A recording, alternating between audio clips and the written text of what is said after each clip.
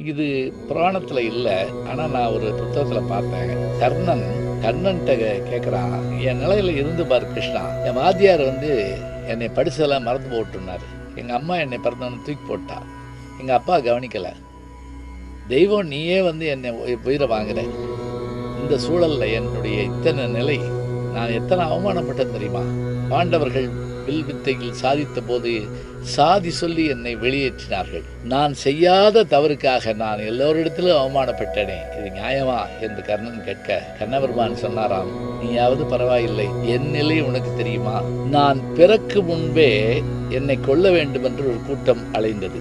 என் தாயின் வயிற்றில் நான் இருக்கும் போதே என்னை கொல்ல நினைத்தார்கள். இந்த நிலை உனக்கில்லை. நான் பிறந்த இடம் சிறையில், நீ அப்படி பிறக்கவில்லை, நீ அரண்மனையில் பிறந்தாய். பிறந்த பிறகு என் தாய் தந்தையர் என்னை மாற்றி வைத்தார்கள், போதும் என்னை கொல்ல முயன்றார்கள்.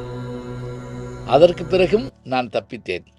பிறகு என் தாய் மாமனோடு போரிட்டு நான் ராஜ்யத்தை மீட்டேன். எனக்கு உதவ ஆள் இல்லை.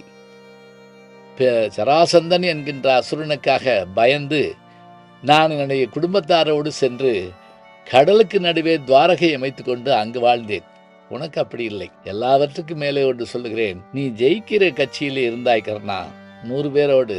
நான் தோத்து போகிற கட்சியாகிய பாண்டவர்களுடைய பக்கத்தில் இருந்தேன். வெற்றி பெறுவோமா என்பது தெரியாது. நான் வந்ததால் ஜெயித்து விட்டோம் என்று எல்லாரும் சொல்லுகிறார்கள். எல்லோரும் எப்படி சொன்னாலும் கூட என் நிலை இதுதான்.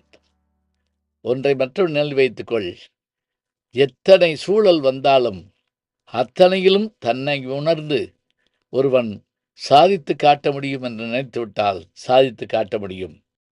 உன் நிலை நீ சொல்லிவிட்டாய், என் நிலை நான் சொல்லியிருக்கிறேன்.